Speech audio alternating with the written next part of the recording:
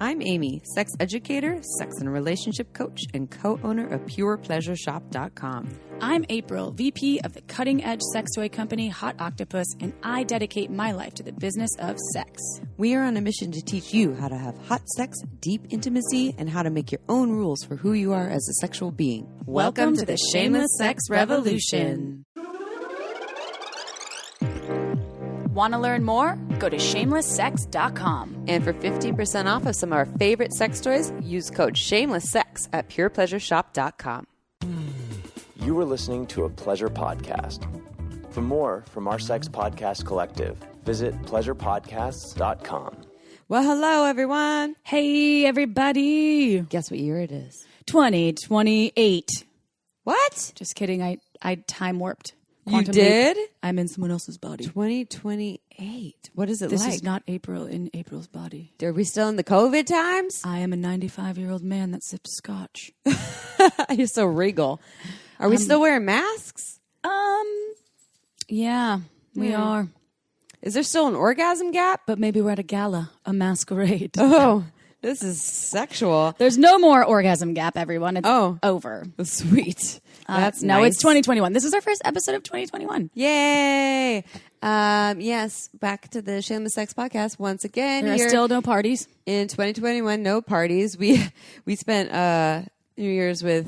Me, you, and your partner. Yeah, the three of us. We had a social distancing party, but your neighbors... It was like Three's Company. AKA it's on your compound. My landmates. In the main house had a few people over, and they were all like flashing us from the other window. We're like, we're like hyping it. They were like, we're having a couple people over. We're like, yeah, we're going to stay on our side because that sounds like a super spreader But event. I brought pizza for everyone, and yeah, we met them outside. they took slices and hand them slices, Yeah. and we hung out for 5 minutes in the great outdoors, and that was about it. And then we would flash each other through the windows. they're all people that we've seen throughout. See, but that I don't agree with that conversation. Oh, really? It's cool. It's just people I see because all it takes is that person that you see goes to some place, and if you I licked the pizza though. Did I tell you that?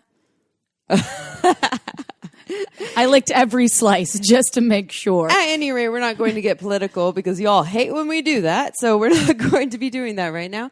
Everyone has different opinions on this, but I feel like we were very cautious, and I really was happy that we had our New Year's. I'm sorry, I'll just be selfish. It was about me, and I got to be with two people that I love, my partner and April. It's true. I had a whole cracking open, and you guys took care of me like mom and dad. Yeah, I'm your mom, and my partner's your dad now. Yeah, I was like, you're like my dad. And he's like, I'm so proud of you. I was like, thank you. I love you. Oh, my God, it was so cute. It was really fun. So if anyone out there has any daddy issues like me, call my partner. Yeah, you could call her partner, but you could also just find someone that tells you they're proud of you, and it's like everything's healed. You're and like, they wow. hold you when you're sad. Yeah. I think that you could. That's like I don't think people should have to pay for this, but this is a niche, right? People who have mommy or daddy Amy's issues. new business model. They just want to be held by mommy or daddy and told that they're wonderful and lovable and that they're amazing. They can grow up and be anything that they want to be, and they're accepted just as they are. That's what I tell Legend every day. I'm like, you will do great Legend things. does not need to hear that. He already knows. He's fine.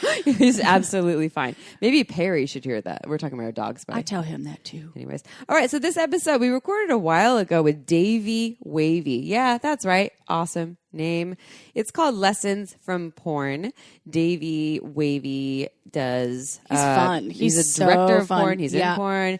He is one of the Very creators attractive. very sexy. Actually, when he sent me the photos to use for this podcast episode, he was like, most of my photos are me naked or half naked. So here's one with fully clothed. Here's one just like with my shirt open. I was like, our listeners will like the shirt open. Thank you. I know. I was like, well, He's very sweet. you're very attractive. You're smart. And he gave me some good advice on some it wasn't anal bleaching, anal hair remover. Oh. That he said, I wrote it down before we were recording. He told me this, and I wrote it down, and I will share with anyone. If you want to get rid of the anus hair ever. We're not sponsored by them. We're not, no. But I haven't tried it yet.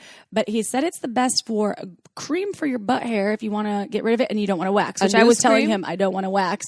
And shaving is a little dangerous. Yeah. I have almost nicked. Unless they have Manscaped. It's called electric. Magic Shave, apparently.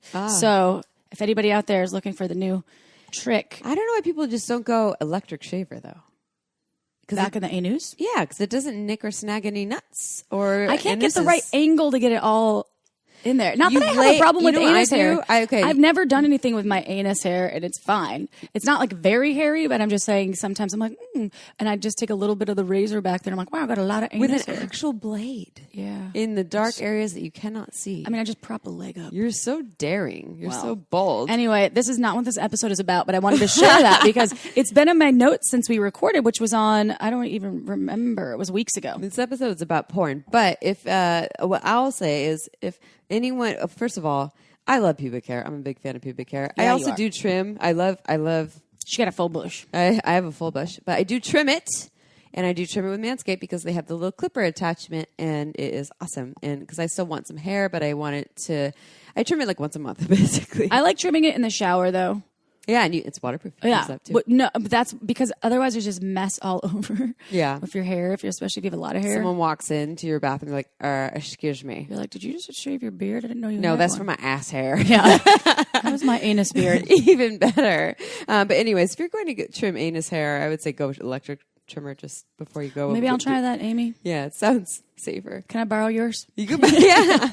I'll sanitize it after. We can, yeah, totally. It's metal sanitizable. Yeah, so. you always share your things with me. Okay, so before we dive into the podcast, we have a sex question, but we also have more listener feedback on cuckolding and hotwifing. We keep getting a hot topic. It is a hot topic. So I actually put a call to action out there to some other sex educators. I feel like Susan Bratton would, for some reason, know about this. She probably does. Yeah. She knows some things. So, But Susan, if you're listening, Susan, tell us. Well, no, I actually did put a call to action for someone to come on the podcast just to talk about hotwifing.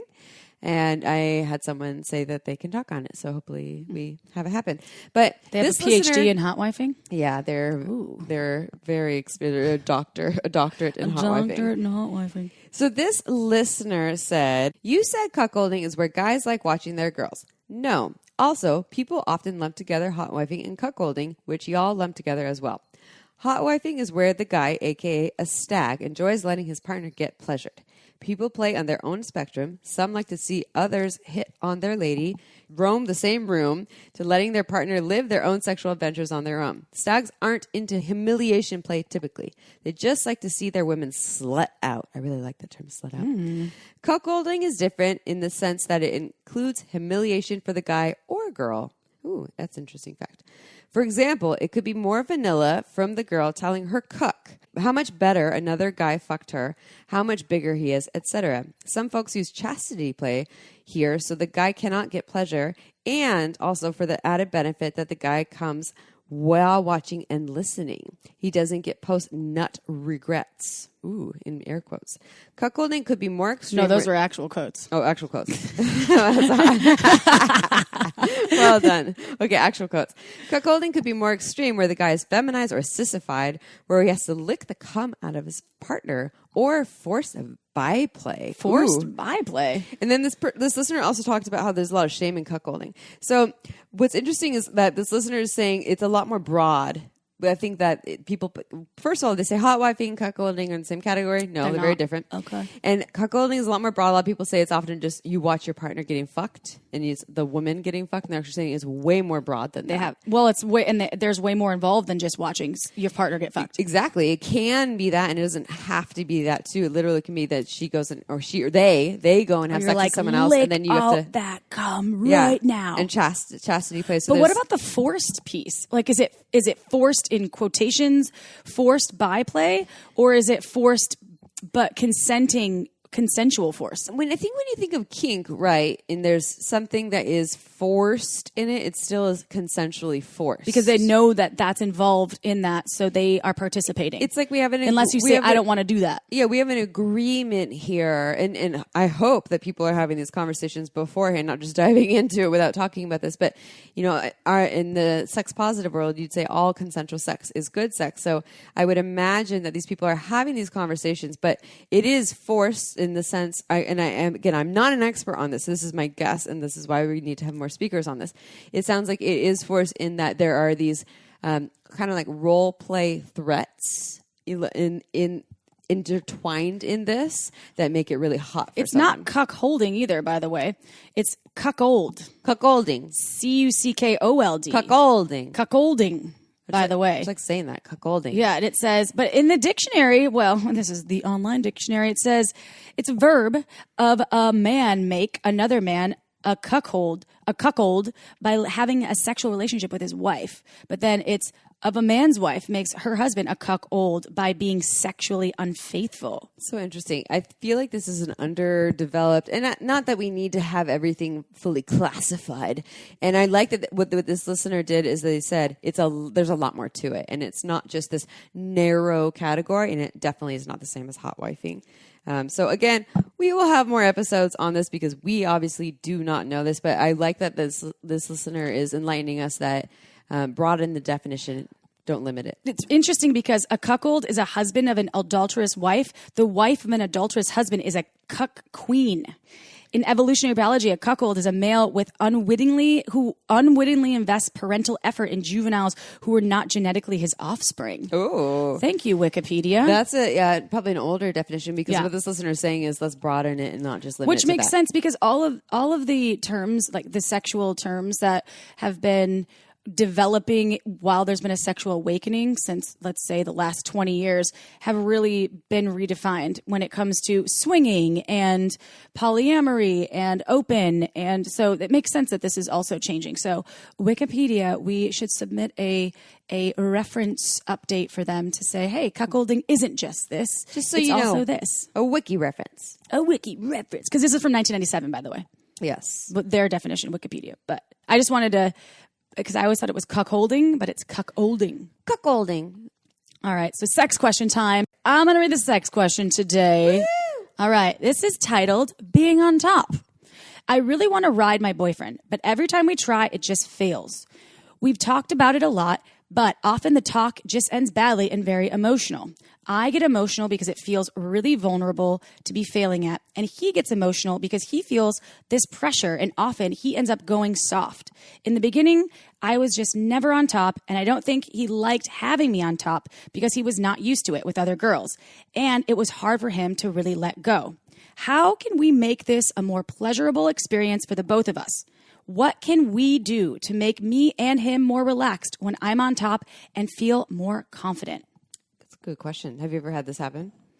When I was in a marriage. When I was marriaged, at the beginning, I loved being on top and I had this like freedom in it.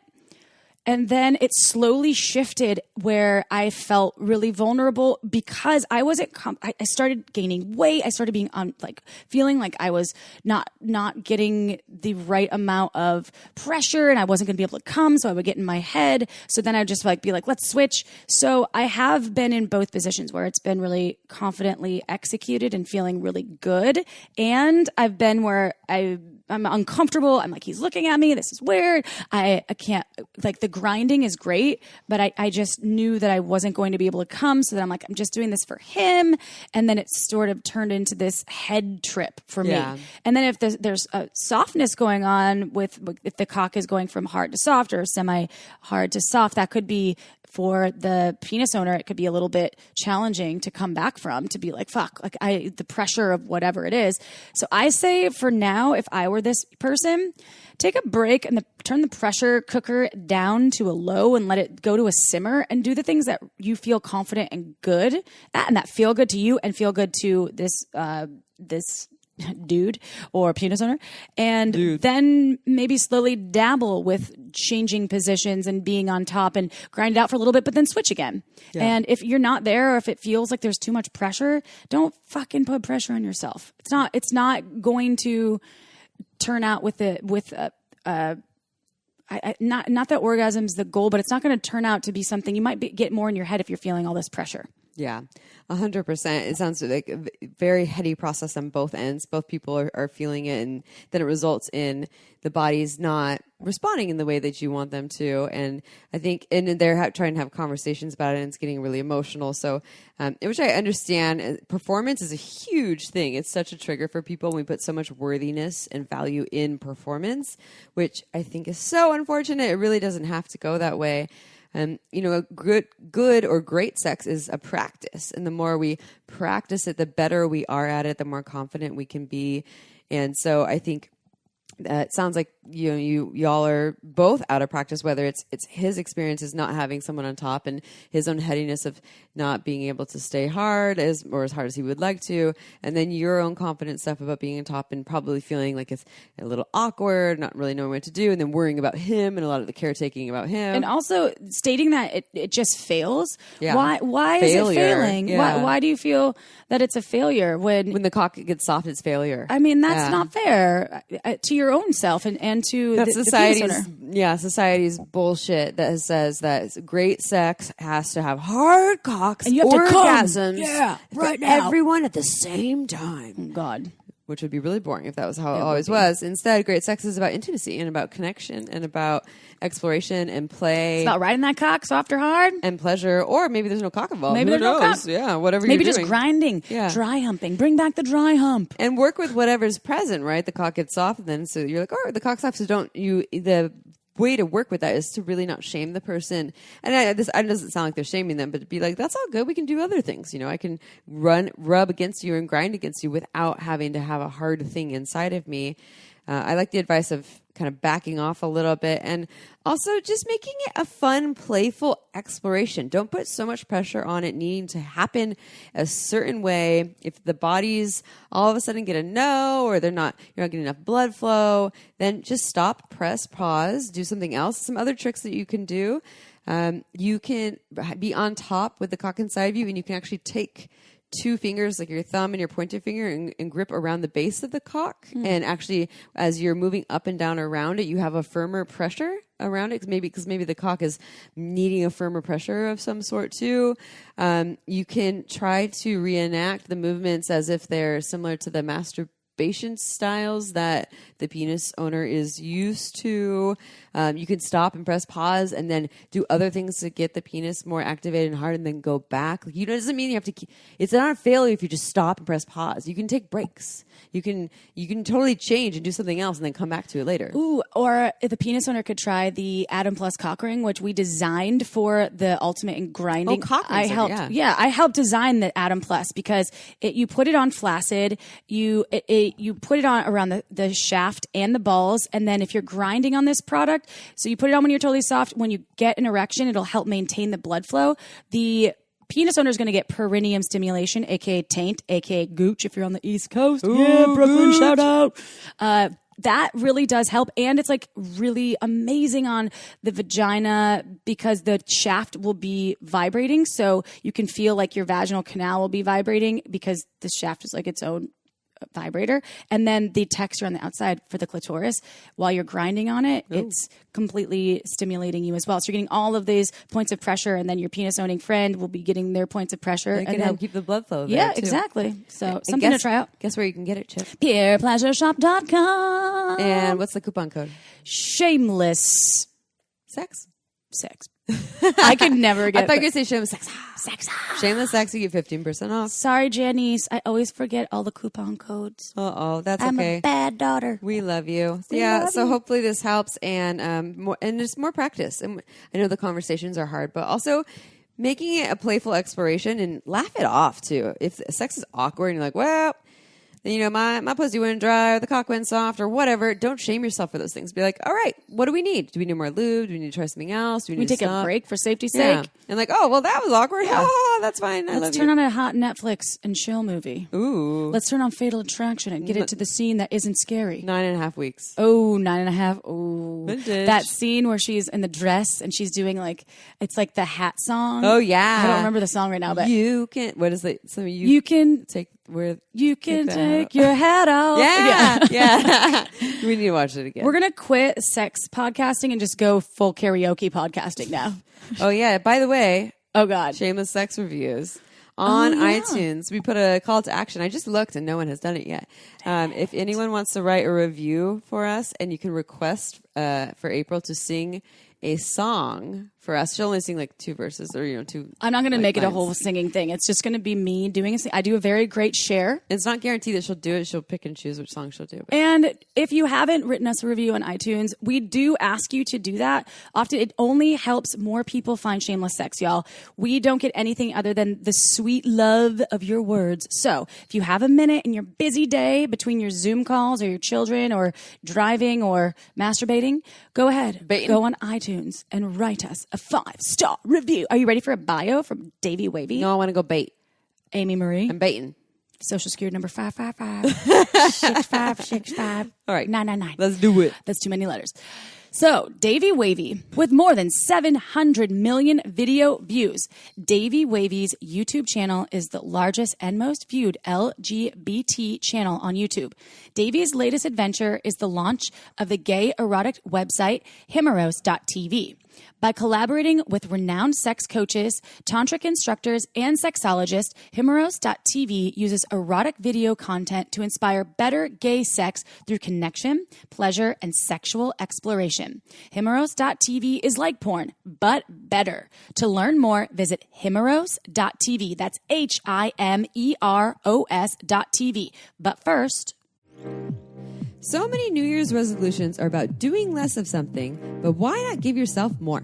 More pleasure, more rest, more time to connect with yourself and your body. That's why we love Dipsy. Dipsy is an audio app with everything from erotic stories to bedtime stories to soundscapes to help you drift off to sleep to wellness guides and how-tos that you will love. Ring in the new year right and get into the habit with Dipsy. Whether you want a story to turn you on or wind you down for better sleep, or you want to try some guided meditations or masturbation, Dipsy helps you get in touch with yourself so you will be feeling your best all year round. And for our listeners, Dipsy is offering a 30-day free trial when you go to dipsystories.com/shameless. That's a 30-day free trial when you go to DIPSEA stories.com/shameless. Again, dipsystories.com/shameless. We promise you'll love it. And it's interview time.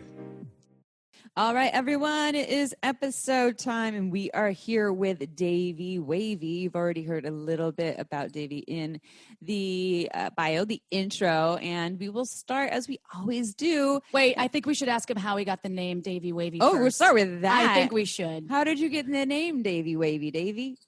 Well, I'm so glad you asked. It's actually a nickname that my parents gave me when I was a little kid. And when I started my first blog, there was this little bio tagline that you needed. So I said, a little Davey Wavey goes a long way. And then it just stuck. And it's Googleable. It's easy Googleable. It's easy to spell. It's better than my real name. So it kind of just stuck. And I'm going with it. You. You're so adorable. And sorry to interrupt you, Amy, but I was so curious and it popped up. I was like, it also reads really well, Davey Wavey, because it almost looks like not a palindrome, but almost, you know what a palindrome is, right? Where you can spell it backwards and forwards, but it reads like that. So it kind of sounds like a cartoon character. Davey Wavey, totally. Like your little cartoon character superhero or something. Mr. Balloon Hands. And then surprise, I produce porn. But you do porn. This is great. Perfect. Well, that will be our next question. So we know why you are Davey Wavey. I love that it's from childhood too. Tell us a little bit more about how you got into the world today of sexuality, porn, etc. Well, I started making YouTube content back in 2007, which is right when YouTube first started. It was before YouTube was YouTube. And I think my 7th or 8th video, I was living in Toronto and I was looking out my window and I had this really hot neighbor and I caught him masturbating and made a video about it. And it was the same time every day. It was 4 p.m. He would whip it out and he'd have 1 foot on one side, 1 foot on the other side. And in hindsight, I think he was probably maybe he was a webcam boy or something, but I made a video about it and it went viral and people started subscribing to my channel. And at the time I was kind of making videos about coming out and dating, but now I'm 37 and, it's been a while. And my interests now are more kind of around the intersection of sex, especially gay sex and joy. I've just kind of been following that passion. And so it's shaped my YouTube content, but then more recently it has caused me to launch a website, Himrose TV, which is an erotic website for gay and bisexual men and other people. Actually, a lot of folks have joined. And it's all about increasing pleasure, connection, intimacy. It's getting rid of some of that shame and some of that guilt. And we all have it, but especially gay men, where we've been told that our sex is like conduit for death, disease, eternal damnation. I want to reconnect people with the joy of their sexuality. Yeah. Word. Your story about the guy masturbating turned me on a little bit. Well, no, it reminded me, yes. And it reminded me of when I was little, and this is completely not the same thing, but it reminded me of it when I forgot that this happened. I was probably 7 or 8.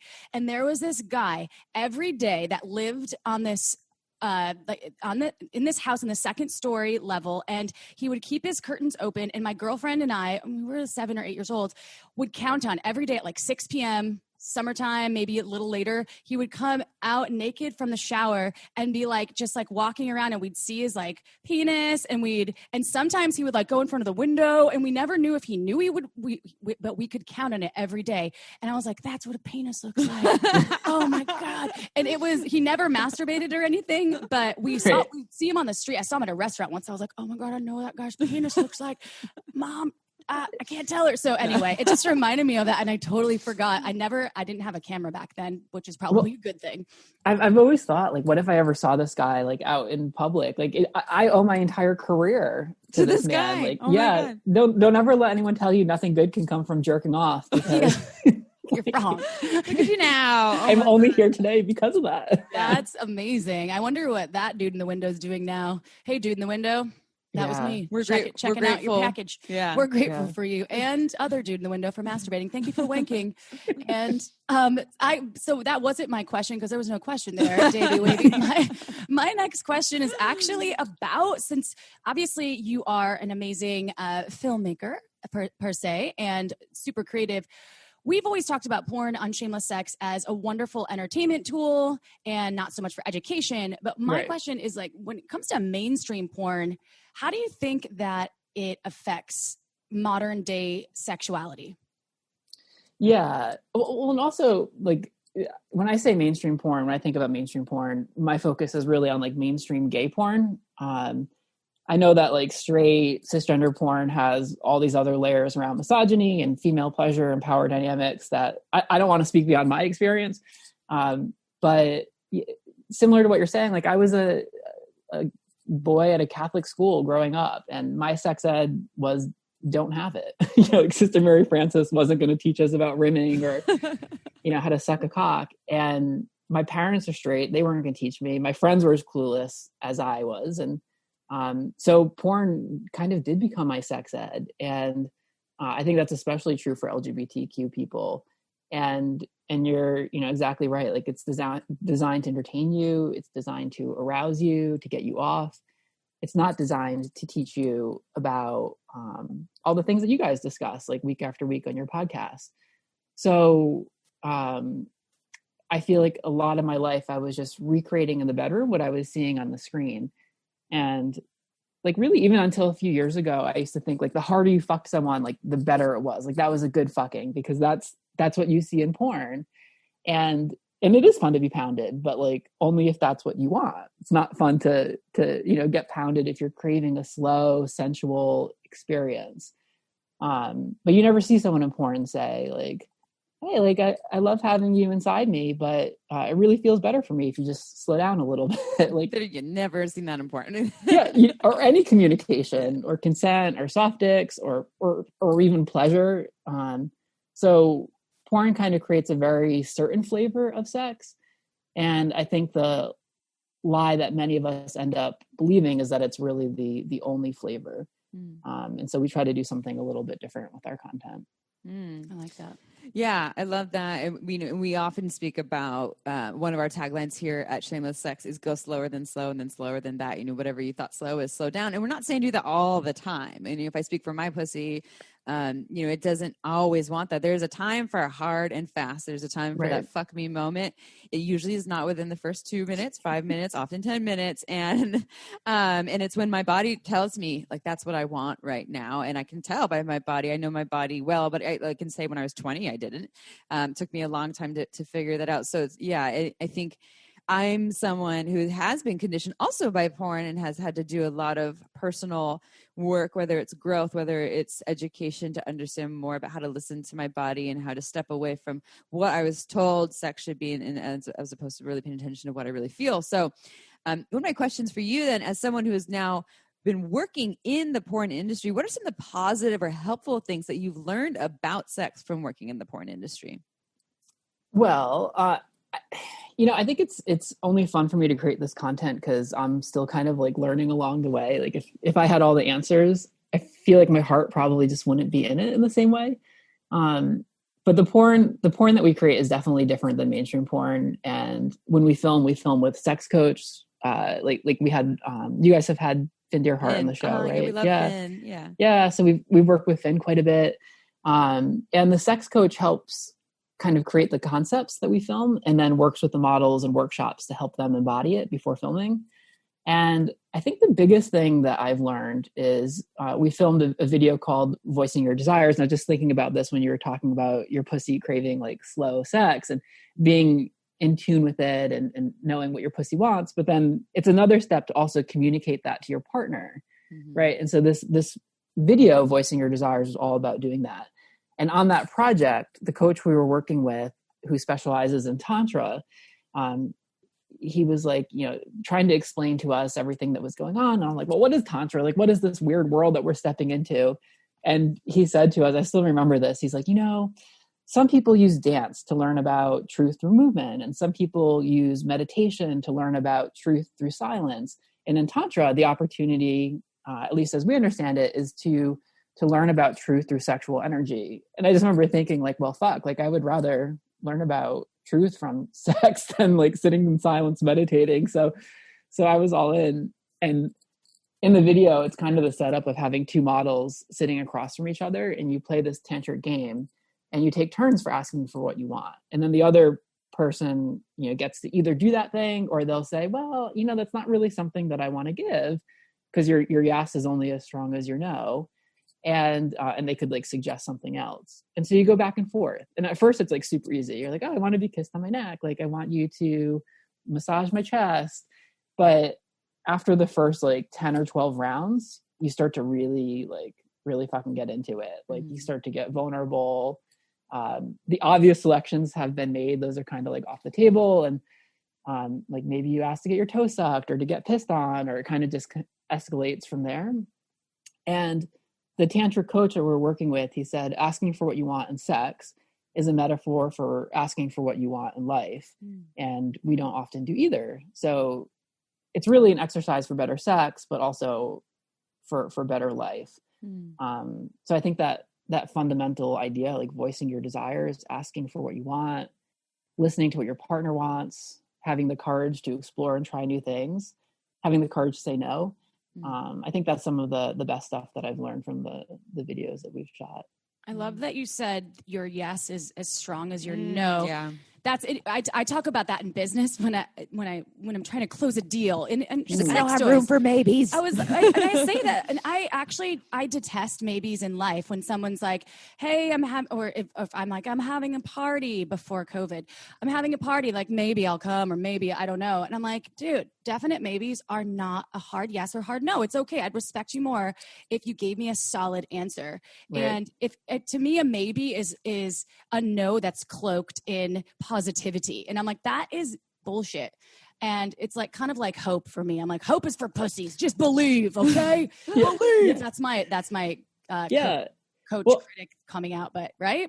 How could you trust someone to say, like, if you don't trust someone's no, then you're not gonna like believe their yes. Like their yes. Like you have to really Like, I don't want someone to say yes to something if I don't trust that they're empowered to say no. Mm-hmm. Does that make sense? Totally. Yeah. I think that's really important. With the maybes, it's interesting because, you know, with some of the clients I work with, there's also this part of maybes where people will feel a maybe, so they automatically go to no.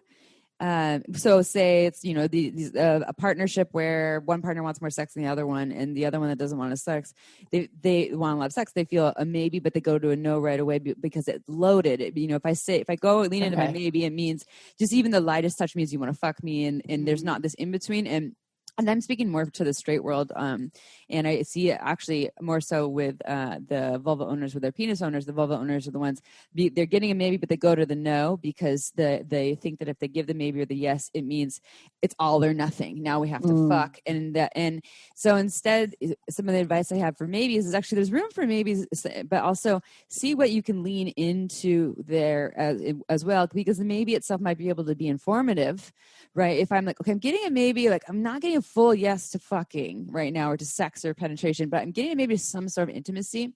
Let's explore that. So like, let's just try you like, you know, rubbing my shoulders and then maybe like kissing my neck and see what's available there, as opposed to like, nah, I'm tired, I have a headache, I want to go to sleep, even though we haven't had sex in 2 weeks. And I know that this is a way that I want to connect. So I agree. Like a continuation. Yeah. Totally. Yeah. Like it doesn't have, but it takes all people involved to understand that, to have that language that you speak to be able. So I'd like that you're highlighting that not only there's the, what do I know, how to feel my body, what I want, but how do I communicate that? And then also if you're in partnerships or loverships, you kind of have to be on a similar page to know how to receive that information and share that information. So this is important work, Right. I think, for everyone to do involved. It's unfortunate when someone doesn't want to be involved in that work, though, and you're in the partnership with them. Well, and not to generalize, but I feel, especially my experience with like straight identified men, is that they have a hard time talking about these things, like especially if it's anything involving their feelings. It just like things just start to shut down. I mean, even gay guys, like, you know, we still have our struggles with that, and just like men and their feelings, it is not fun to navigate that.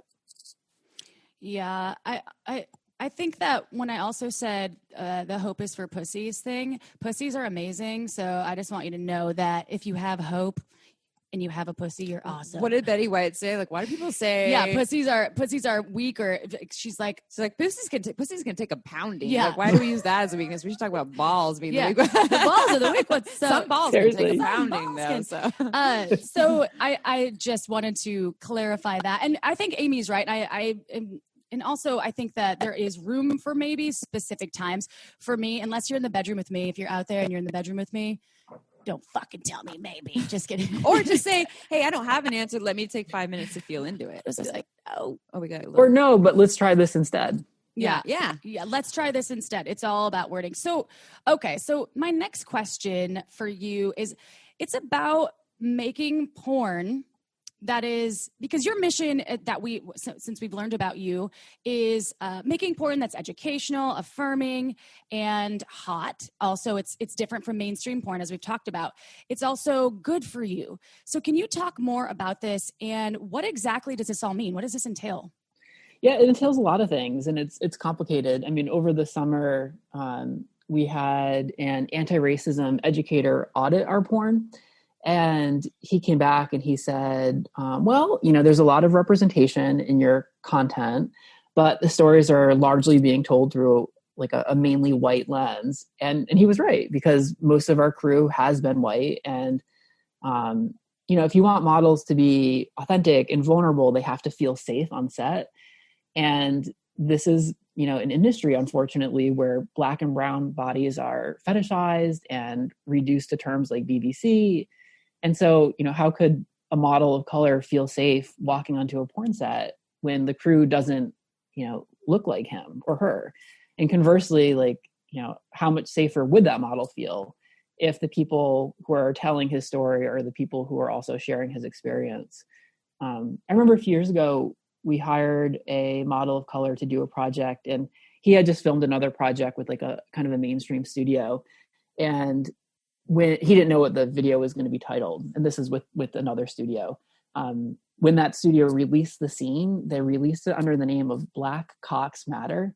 and he was like totally devastated. You know, he was, and there he is like filming with us the next week, telling us how violated he felt, that he showed like the most intimate aspect of himself on camera, and that it was released under a racist title. And I'm like looking around, and he's telling this to us on set, which is like largely white people. I'm like, well, how could he ever feel safe on a porn set again? So I think representation is a part of creating affirming porn. People want to see reflections of themselves in the erotic content. That also includes people with like visible disabilities, older men, rounder men. We did a survey. I think it was like 68% of our audience wants to see men over the age of 50 in gay porn. Maybe our audience is like particularly evolved, or maybe mainstream porn sites have mistakenly made the assumption that people just want to see like one flavor of bodies on camera, like hard bodies, big dicks, young guys. And all that's fun, but it's just nice to celebrate other expressions of beauty too. And I think, you know, like if you just see this like hung 25-year-olds over and over again, it sends the message that only people who look like that are worthy of touch or pleasure or desire. So, yeah, it's just really limiting. And I think one of the other things that we do to kind of create a different flavor of content is we support our models through like an aftercare program. So they get 5 sessions with a sex counselor to help process some of the things that we explored on camera. God, I love That's that. so awesome. Yeah. It feels a little disingenuous to like, you know, put someone through this like incredible 4-day experience and then just like throw them back into the world and say, have fun integrating that. Okay, time for a quick break. This podcast was made possible by Uberlube. It's a luxurious silicone lubricant that enhances sex and intimacy. We receive emails from listeners who have tried Uberlube, and the feedback is unanimous. We never knew lube could be this good. It's also less likely to throw off the pH than most other lubes, and there are thousands of doctors recommending Uberlube to their patients, whether they want to make their hot sex even hotter or for folks experiencing dryness. Uberlube is without a doubt my favorite lube. It has no flavor, no scent, and feels absolutely amazing on my body. And it isn't just for sex. I use it to tame my hair frizzies, to prevent chafing, and I even put some in my mouth before an oral sex session. Totally ups my blowjob game. Oh, and the bottle, it's beautiful. It looks like a cosmetic product, so I just leave it out on my nightstand, totally shamelessly. To learn why we think it's the best lube on the planet, check out uberlube.com and use code SHAMELESSSEX for 10% off, plus free shipping. Again, that's uberlube.com and use code SHAMELESSSEX for 10% off and free shipping. This podcast was also made possible by omgyes.com. OMGS is a research-based online program that teaches you all about how to pleasure the pussy. OMGS studied thousands of vulva owners to find out how they orgasm and then made beautiful animated modules and super honest short videos to give you ways to reach even more pleasure.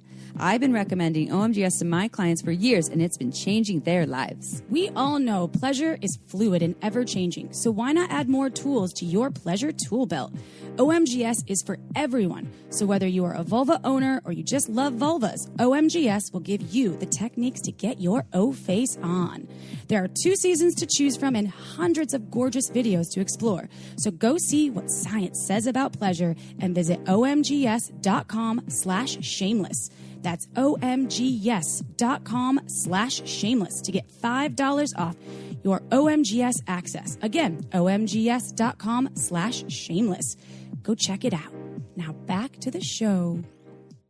Oh my Yeah. God. That's incredible. I've never heard of anyone doing it. Well, I think of like, you know, with sex, like if I were to engage in any kind of sex, but also like, you know, something that was a little more rough sex or kinky sex. And then they're just like, okay, see you later. And there wasn't this aftercare, whatever it is, check in, you know, holding me, petting me softly or whatever it is that I might need. And I'm saying this because I'm usually more of the submissive in these roles anyways.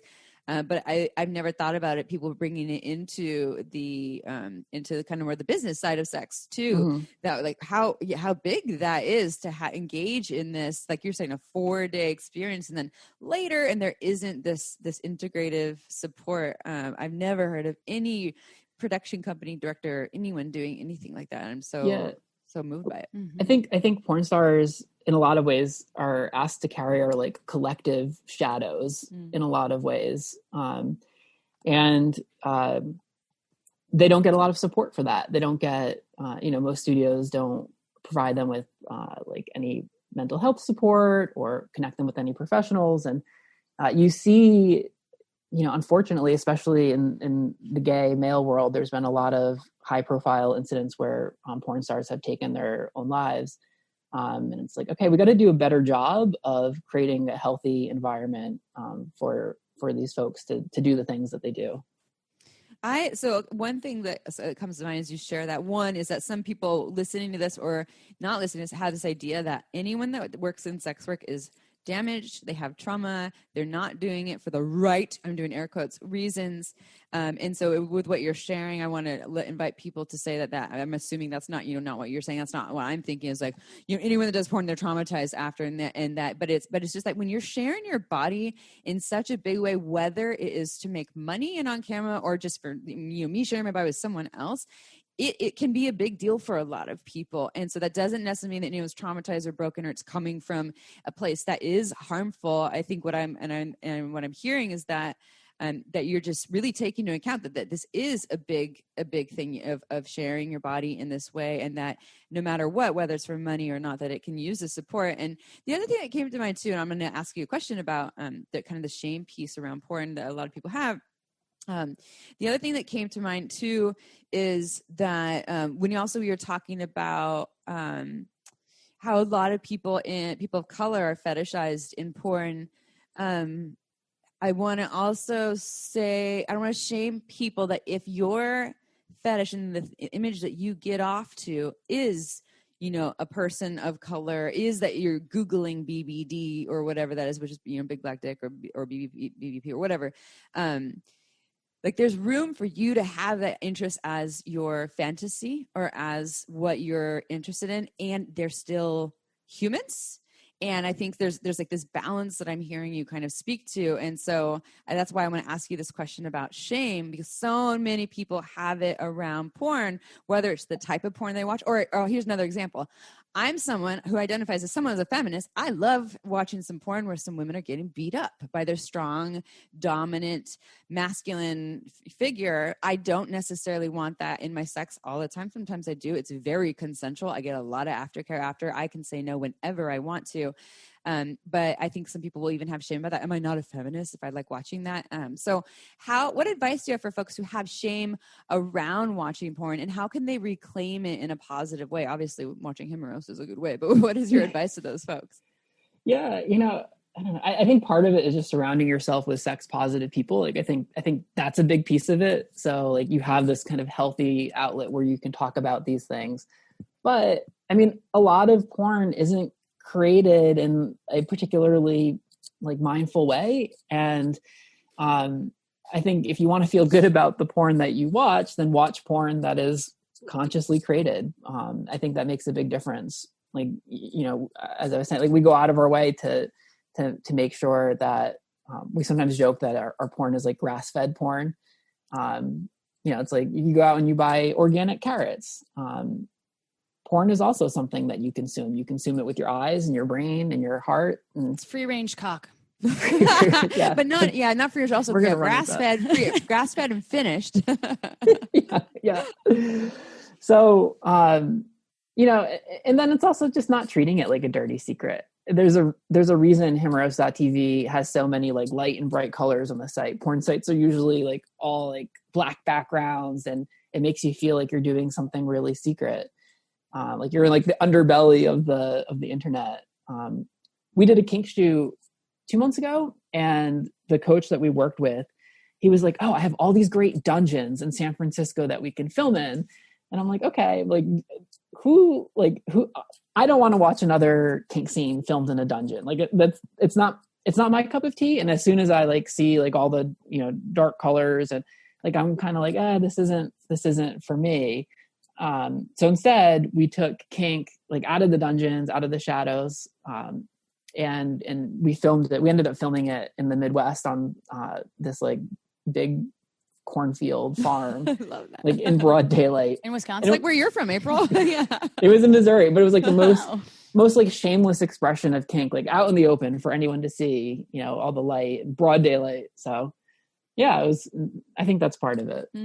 That's so and listening to awesome. sex positive podcasts and things like that, like you said, just getting immersed in it, whether it's not your direct community that you're around there, you can listen to things or watch things that are available. And so it doesn't have to be like, you live in Missouri, maybe your community is not this sex positive community. Well, it also takes a little bit more research, right? When you were buying organic foods, or if that's what you're into, some people are just like, I want to save money. And I get that. And it is important if you are, your money is your power. That's where, so if you want to spend a little bit of money on a subscription porn site that it's ethical and people are getting aftercare, that's dope, as they say in Santa Cruz. I also like the part, like, we can get a lot of free porn these days, but just for folks to know that doesn't support the performers or the directors or the people that are spending their precious time and sharing their bodies in these ways. So, I there may be sometimes, I don't want to shame again everyone who sometimes accesses free porn, and just to know like what a service this is that people are offering and creating. So by subscribing to a site or paying to watch these things, like, why should you not? Why should this just be a free thing? Podcasts are free. This is great. We can do free things. We have advertisers to support this, so we can do this free for you. Mm-hmm. But how would that apply to porn? Why wouldn't you pay for that? Our most successful marketing campaign that we did in the last year was it was like answering the question, like, why should you pay for your porn? And like in the last year alone, we've hired more than 100 queer filmmakers and models and artists. Like, this puts money in people's pockets and allows them, do you like a world where there's queer art? Okay, great. Like, then you need to support queer artists. Mm-hmm. And that was our most effective campaign that we did. I agree. I completely agree. I'd love Davey Wavey and all of your amazing creations that you're doing. And you said something, and we had talked about it before we started recording, but it was about what queer folks can teach non-LGBT folks about sexuality. Will you talk a little bit more about this? This is so amazing, just like this statement in general, and I believe so as well. So I'd love to hear more. Yeah, I think LGBTQ people are really good teachers for non-queer folks. Sometimes I feel like I'm a little bit of like a gay supremacist,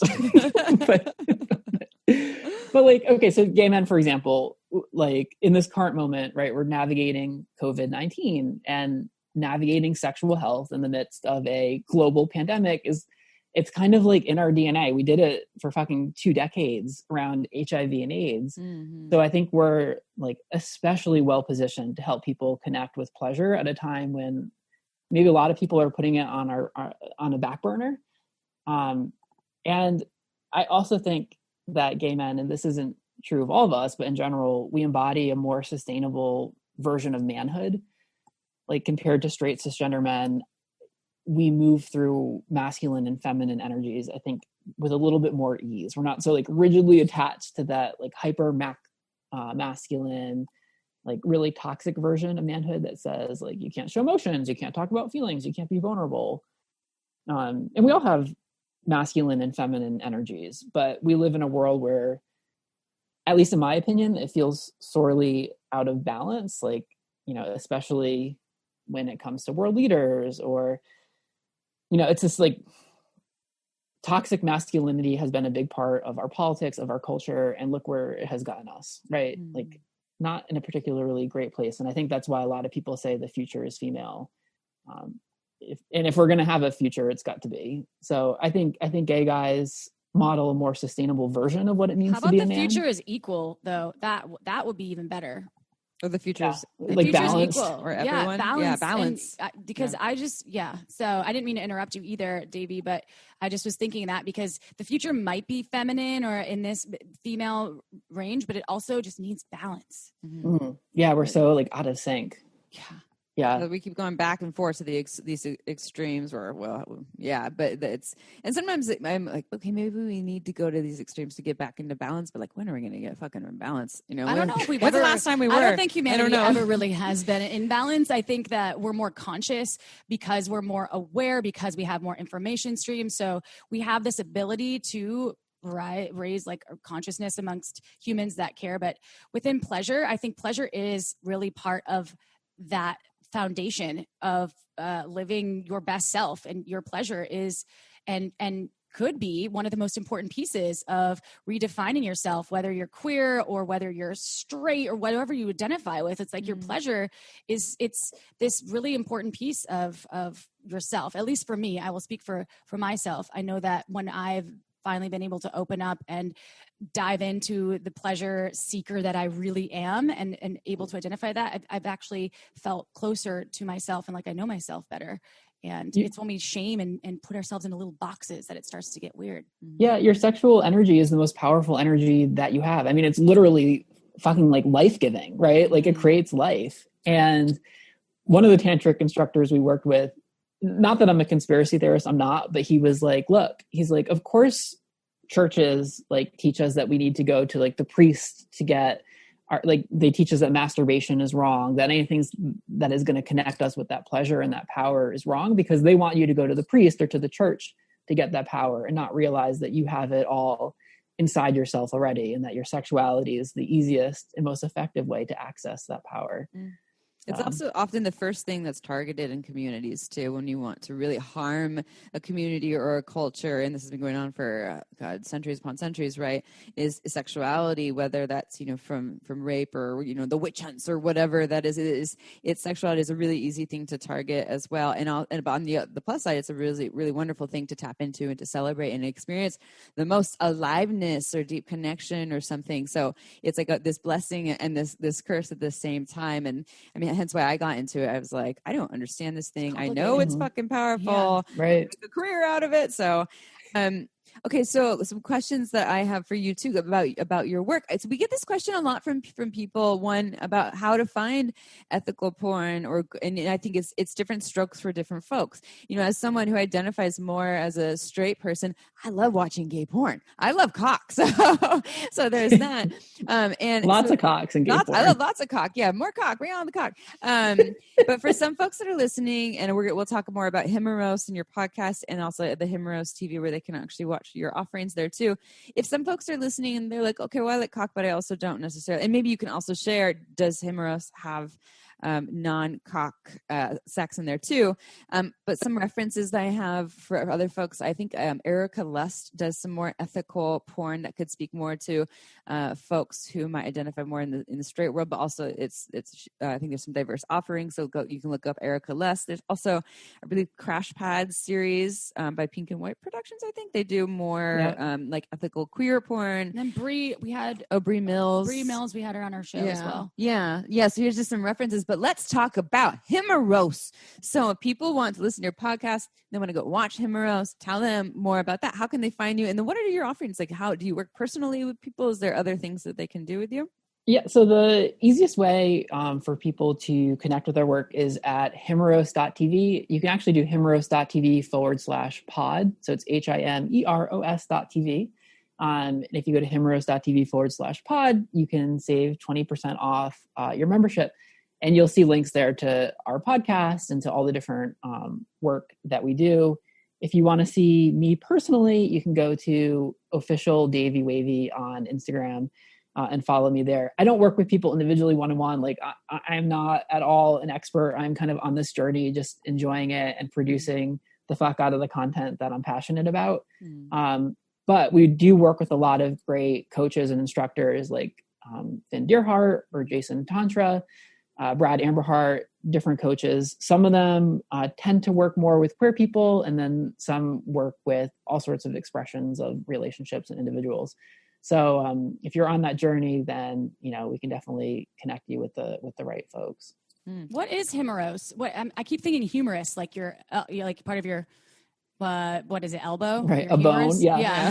That wasn't what we were going for. It's the Greek god of desire, and it's also the word him and eros combined. So it seemed kind of like seems like a good little. Plus, all the good ones are taken.